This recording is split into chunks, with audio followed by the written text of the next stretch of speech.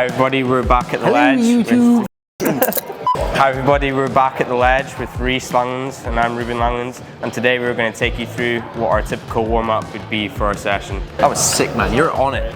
What we tend to do, or I tend to do anyway, is a bit of a pulse raiser, either jogging on the spot, rowing machine or treadmill, something like that. A pretty steady pace for about a minute and a half, 2 minutes. That's usually enough to get a sweat on. I'll pick it up a little bit. The importance for me is being activated by the time I start training so that all my muscles are already firing and they're ready to go and do the exercises safely without, you know, potentially getting injured or maybe not performing to the level that you'd want. So in order to get the best out of yourself, it's worth warming up a bit, I think. I usually know like how much warming up I need to do. I can feel it in my body. Some days I can come in and just pull on to the climbing wall or just come straight into the gym. Other days I need to warm up for a good half an hour, 40 minutes before starting. Today's somewhere in between.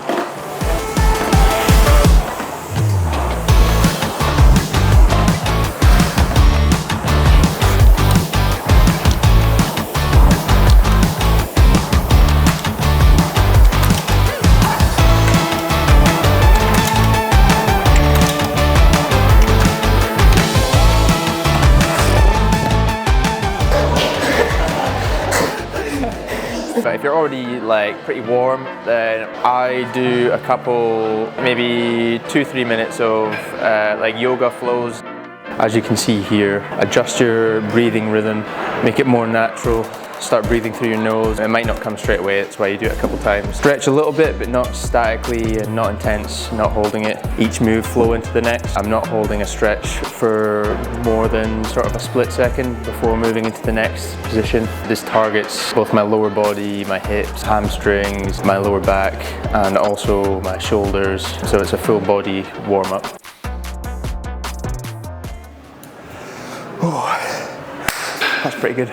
I start off just doing like scapula pull-ups, they're called. Basically trains and warms up that initial shoulder engagement, going from like hanging in your skeleton to fully in control. For me, the most important part of pulling is the shoulder snap. I do this every single time before pulling on, doing full pull-up. It's also healthy for your shoulders. It's a common injury in climbing to hurt the tendons or the muscles surrounding your shoulders. So I think it's a pretty good one to do. If you can't do this on body weight, then you can put on a harness and add a pulley and add a weight to the pulley, and that can take away some of the load for you. You can use a terra band as well, wrap it around the bar and put it around your feet. It can eliminate some load, but I think the best way is to use the pulley because you can actually measure how much you're taking off of your body weight. Say you weigh 100 kilos and you take off 10, you're taking off 10%. So you know what you can lift, so it's just an easier way of working out.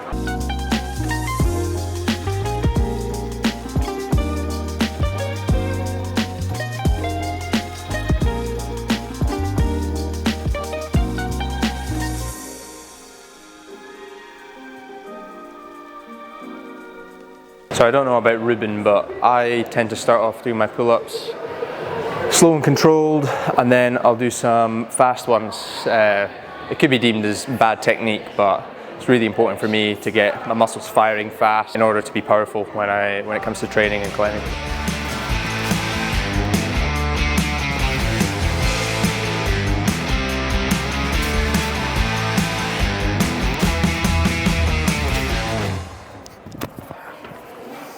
Pretty well warmed up now. I'm going to jump on the hangboard, do some light hangs, some body weight hangs on some decent sized edges, get my fingers warmed up, and then should be ready to put our shoes on and start climbing. So we're on a 20 mil, which is pretty okay for me to start on. You can start on something bigger, it just depends on your training age.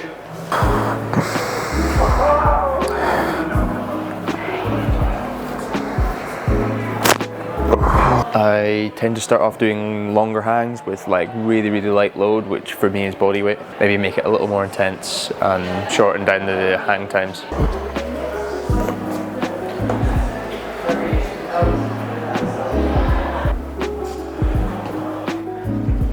personally, one-handed hangs on an edge this size is quite a good working intensity. You've just got to know what that is for yourself. It's not the same for everyone. I'm going to start doing some really short hangs, sort of just testing the water at first, then do a couple hangs, and then probably start climbing.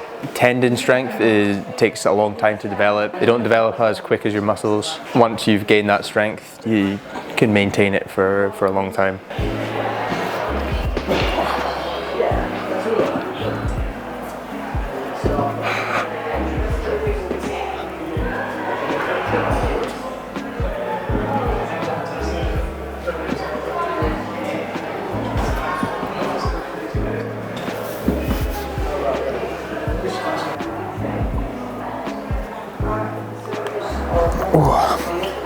I quite like to do that because it sort of works your fingers through a range of motion. Feels like it's oiling joints a little bit, irons out any like stiffness. It feels quite intense though. I wouldn't go straight into that. I would do a few long hangs before doing that personally. Yeah.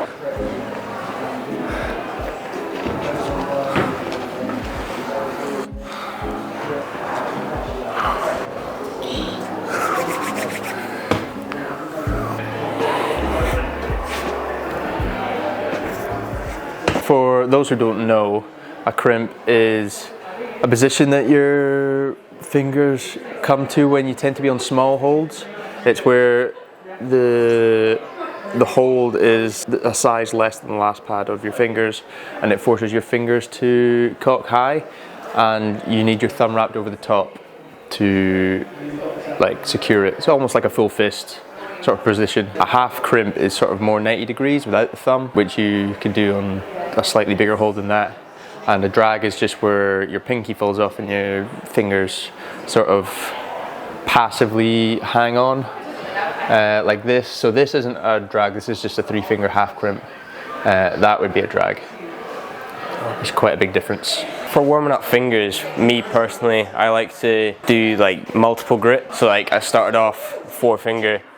I don't ever do full crimp. I think that's pointless for warming up. I start off usually 4-finger half. I'll do that for a couple minutes, and then I'll usually go into either 3-finger half or a 3-finger drag, and then I'll go into back 2. If you're not hugely experienced in climbing and that, and you've not got especially strong fingers, then I wouldn't recommend doing back 2 or 2 fingers at all, because that's when injuries happen, when you jump into stuff too quick. Then I'll start to do 1-arm hangs, but I won't do that for a huge amount. I'll probably do 1 hang, just like hold it for maybe like 10 seconds, and then I'll start doing like some muscle ups. So I usually do a couple of sets of muscle ups for my warm up. Like, it is good to remember that warming up is just to activate your body for the session ahead. It's not to test yourself or anything. This is part of my warm up. I usually have quite intense warm ups, but I've been doing it for years. It's not a max fingerboard session, so you know, you're not going to push to your limits, but this is a good point for me to know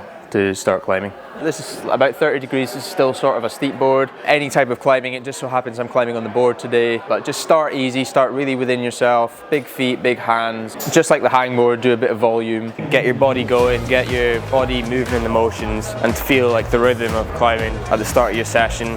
Get moving, move your hips, move your body. Just get into good movements on big holds so that you're not testing your fingers too much. Start in like big holds like this, where you can get your hands like right in the back of it, or something like this, where it takes a lot of tension and pressure off of your fingers, whereas on here, it's right on the tips of your fingers, and you can see right here how I'm engaging with my fingers, and that's where all of the force is going when I'm climbing. So when you're or even this, so when you're starting, you want to go on the biggest holds possible, and just do some really easy moves, get your body moving.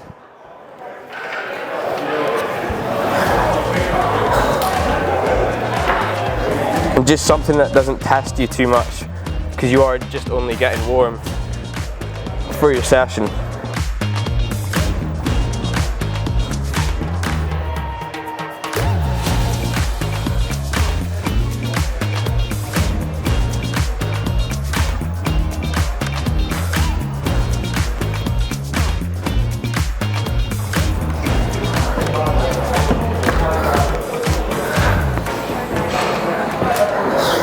for those who don't have all the facilities that we might have used to warm up, you can still get most of that done in different ways. Like warming up, you don't need to use a rowing machine. Often I just jog on the spot or use a skipping rope or anything to get your heart rate up. That's the main goal. That's all it's really doing. If you're going to be going climbing anyway, there's going to be holds. If you don't have access to an actual hangboard, you can use holds to warm up your fingers, doing similar stuff.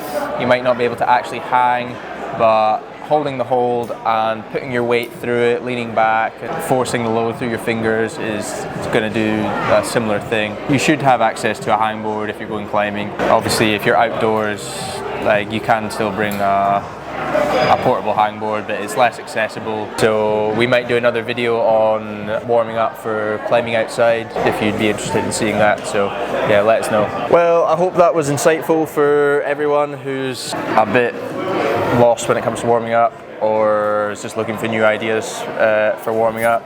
If you have any questions about our warm-up or anything at all, comment below. Please like and subscribe. My Instagram is @Rhys Langlands 1. Mine is @Reuben Langlands.